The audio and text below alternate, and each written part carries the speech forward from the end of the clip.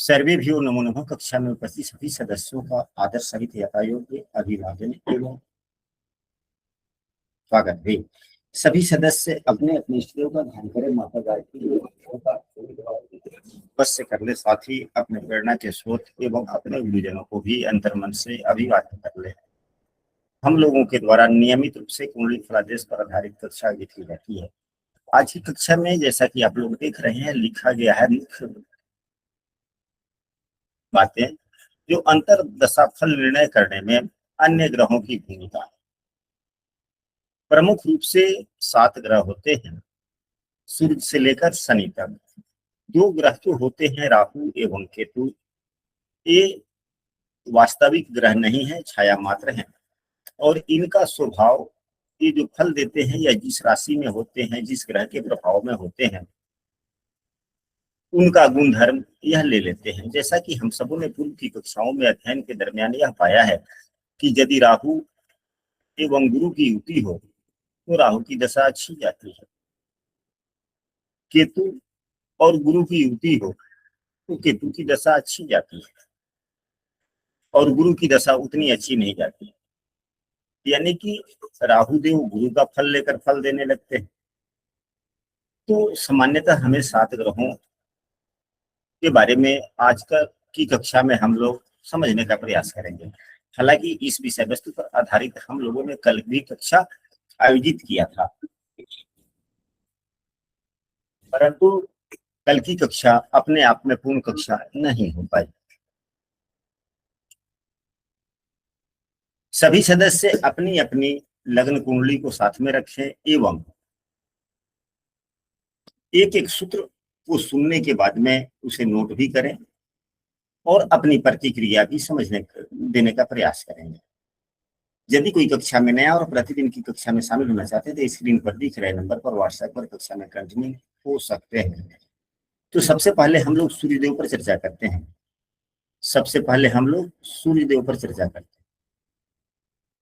तो सूर्यदेव से 7वें भाव में मंगल हो, सूर्यदेव से 7वें भाव में मंगल हो तो, या सूर्यदेव से 9वें भाव में देव गुरु बृहस्पति हो तो, या सूर्यदेव से 6ठे शनि देव हो तो सामान्यतः सूर्यदेव की अंतरदशा अच्छी जाती है। भले ही किसी भी महादशा की बात, किसी भी ग्रह की महादशा हो, उसमें सूर्य की अगर अंतरदशा है तो सूर्य से 7वें मंगल हो। अब यहाँ पर इस उदाहरण कुंडली में सूर्य से 7वें मंगल नहीं है, सूर्य से 9वें। अब सूर्यदेव यहाँ 8म भाव में, तो चौथा भाव 9वां हुआ, यहाँ गुरु नहीं। सूर्य से 6ठे शनिदेव नहीं है।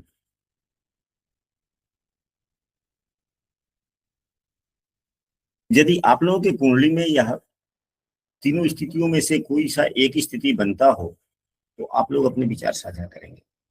यह सामान्य से थोड़े अच्छे फल देते हैं। अगर सूर्यदेव अच्छे फल प्रदाता है, अभी यहाँ पर इस उदाहरण कुंडली में सूर्यदेव कैसे फल प्रदाता होगा? भाग्य भाव के स्वामी होकर के 8म भाव में बैठ गए, भाग्य भाव के स्वामी होकर के 8म भाव में बैठ गए, अष्टमेश के साथ में युक्त भी है। तो क्या भाग्य में उन्नति, समृद्धि इत्यादि मिलने की संभावनाएं हैं? नहीं, कम होगी। अपने से 12वें हो गए। हाँ जी, नहीं, अपने से 12वें हो गए। अपने से 12 में भी हो गए, भाव भी अष्टम हो गया, अष्टमेश के साथ भी हो गए। अगर इन स्थितियों में यह अच्छे फल प्रदाता नहीं बने, समस्याएं देने की बातें आती है। अगर इन स्थितियों में अगर सूर्य से 6ठे भाव में अगर शनिदेव होते, लग्न में शनिदेव होते, तो थोड़ी सी समस्याओं में कमी आ जाता सामने, यानी कि शुभ फल मिल जाता। यानी कि जो समस्या मिलने वाली है वह समस्या नहीं। अगर यही सूर्यदेव 8म भाव में न होकर अगर यहीं पे भाग्य भाव में होते या 10म भाव में होते तो अच्छे फल देते, या शुभ भाव में होते अच्छे फल देते, या यही सूर्यदेव भाग्य भाव के स्वामी होकर के 5म भाव में होते तो स्थिति सर्वोत्तम हो जाती, तब और अधिक फल देने वाले हो जाते ना। तो यदि सर्वोत्तम फल देने वाले हो जाते सामान्य रूप से, और उन स्थितियों में सूर्य देव से नवम भाव में यदि देव गुरु बृहस्पति हो जाते तो और अत्यधिक शुभ फल मिलने की संभावनाएं बनती।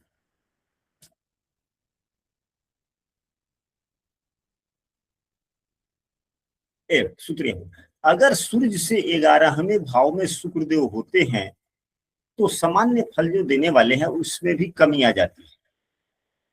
अगर यहीं पे पंचमेश होकर सूर्यदेव पहले भाग्य भाव के स्वामी होकर यानी नवमेश होकर के सूर्यदेव यदि पंचम भाव में होते हैं और यहाँ पे बैठे हुए अत्यधिक सुफल प्रदाता हो गए। अत्यधिक सुफल प्रदाता हुए या नहीं हुए इन स्थिति में? हो गए। हो गए। अगर सूर्य से 11वें शुक्रदेव हो जाते हैं तो फलों में कमी हो जाती है। क्या हो जाता है? फलों में कमी हो जाएगी। फलों में कमी हो जाती है, यानी कि जितना सुफल मिलना चाहिए उतना नहीं मिलेगा। अगर यही सूर्यदेव अब बुरे फल प्रदाता हो गए, अगर सूर्य से 11वें भाव में यहाँ पर शुक्रदेव होते तो और थोड़ी समस्याएं बढ़ जाती। अब यह जो सूत्र हम लोगों ने पढ़ा, आप लोगों में से यदि किसी सदस्य की कुंडली पे लग रही हो तो कृपया आप अपने प्रति उत्तर दें।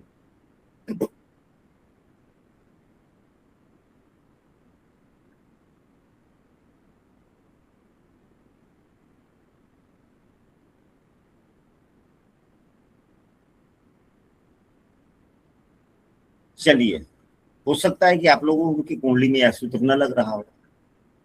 ऐसी बात थोड़ी है कि जो जिन सूत्रों की चर्चा कक्षा में की जाए वे सभी सूत्र आप लोगों के कुंडली पे लगे हैं, या तो कोई निश्चित नहीं है ना? नहीं। अब यह दूसरा आते हैं चंद्रमा के लिए।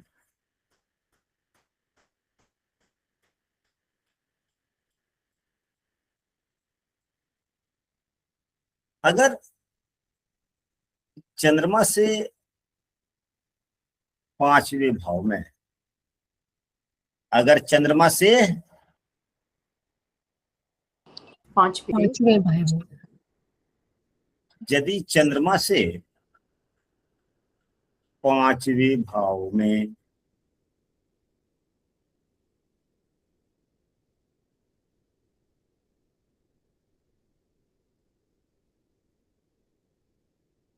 मंगल हो, यदि चंद्रमा से 5वें भाव में मंगल हो,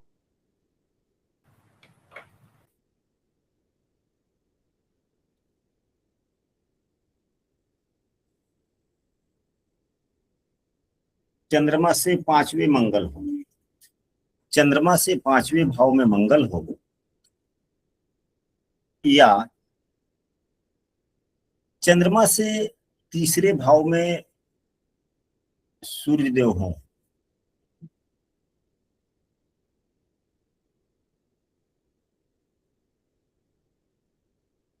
या चंद्रमा से 7वें भाव में शुक्रदेव हो, चंद्रमा से 7वें भाव में शुक्रदेव हो, चंद्रमा से 11वें भाव में शनिदेव हो। यदि चंद्रमा से 5वें भाव में मंगल होते हैं, यदि चंद्रमा से 7वें भाव में शुक्रदेव होते हैं, यदि चंद्रमा से 11वें भाव में शनिदेव होते हैं तो चंद्रमा की अंतर्दशा बहुत उत्तम जाती है। जैसा कि हम लोगों ने पूर्व में अभी पढ़ा कि अगर सामान्य फल देने वाले हैं और चंद्रमा से 5वें भाव में मंगल है तो सामान्य फलों में और अच्छी वृद्धि हो जाती है। अगर शुभ फल देने वाले हैं तो उसमें और शुभ फलों में वृद्धि हो जाती है। लेकिन चंद्रमा से 3रे भाव में यदि सूर्य हो जाए, चंद्रमा से 3रे भाव में यदि सूर्य हो जाए तो फल में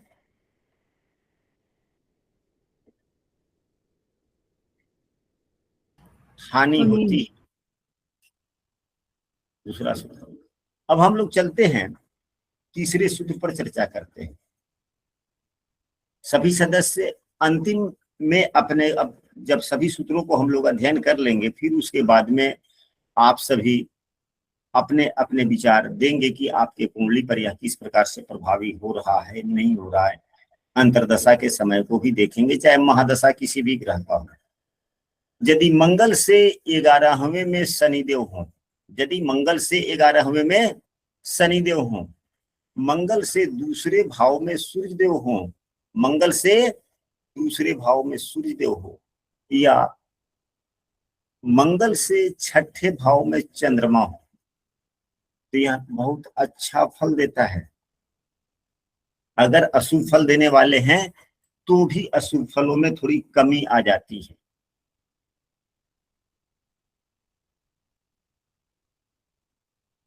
जब यही मंगल से 12वें बुधदेव होते हैं तो मंगल की दशा अच्छी नहीं जाती। यहाँ पर देखा जाए मंगल देव पंचमेश हैं, पंचमेश होकर भाग्य भाव में बैठे हुए, पंचमेश होकर भाग्य में बैठे, भाग्य भाव। और अपने मित्र की राशि में बैठे हुए हैं। लेकिन मंगल से 12वें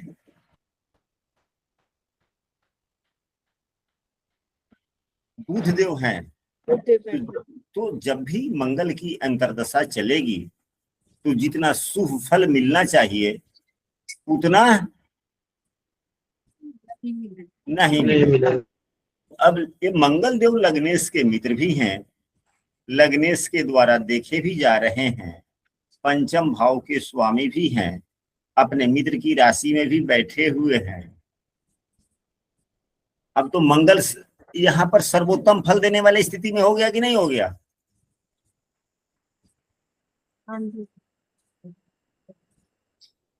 सामान्यतः नियम यह है कि जो ग्रह लग्नेश से युत या दृष्ट हो जाता है, लग्नेश उसको कुछ अच्छा बनाने का काम करता है। एक तो यह भी है, देव गुरु बृहस्पति भी जिस ग्रह को देख लेते हैं वह भी ठीक उत्तम ही। देवगुरु बृहस्पति मंगल की ही राशि में बैठ करके मंगल को देख रहे हैं। देवगुरु बृहस्पति भी मंगल की राशि में बैठे हुए हैं। हम लोगों ने यह अध्ययन किया है कि कोई भी ग्रह जिस ग्रह की राशि में बैठता है उस ग्रह का गुण कुछ ले लेता है।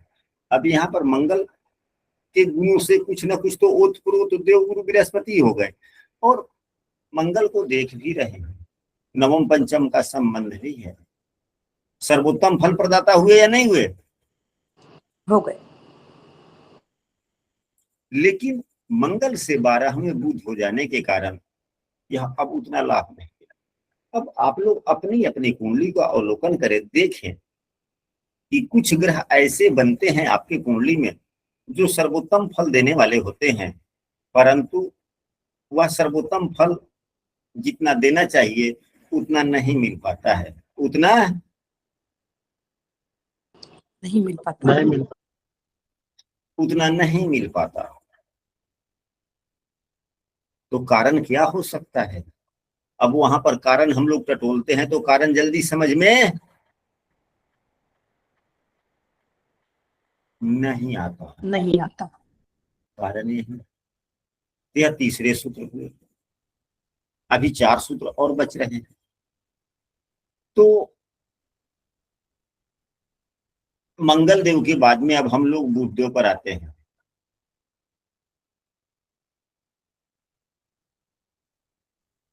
बुध देव की जब अंतरदशा चल रही हो और बुध से तीसरे भाव में मंगल हो, बुध से तीसरे भाव में यदि मंगल होते हैं, अब यहीं पे इस उदाहरण कुंडली में बुध देव 8वें भाव में है, अगर मंगल यहाँ होते तो यह अच्छी स्थिति नहीं थी। तो मंगल की दशा खराब जाए, भले बुध की दशा खराब जाए। गुरु जी फिर से बोलेंगे। हाँ, अगर बुध की अंतरदशा हो और लग्न कुंडली में बुध से तीसरे मंगल देव हैं तो उनकी दशाएं उतनी अच्छी नहीं जाए। अगर यहीं बुध से दूसरे में चंद्रमा हो, बुध से दूसरे में चंद्रमा हो, या बुध से 5वें शुक्रदेव हो, या बुध से चौथे देवगुरु बृहस्पति हो, तो यहाँ पर इस उदाहरण कुंडली में बुध की अंतर्दशा को शुभता बनाने के लिए बुध से 5वें में कोई ग्रह नहीं है, बुध से दूसरे में चंद्रमा नहीं है, तो बुध के साथ में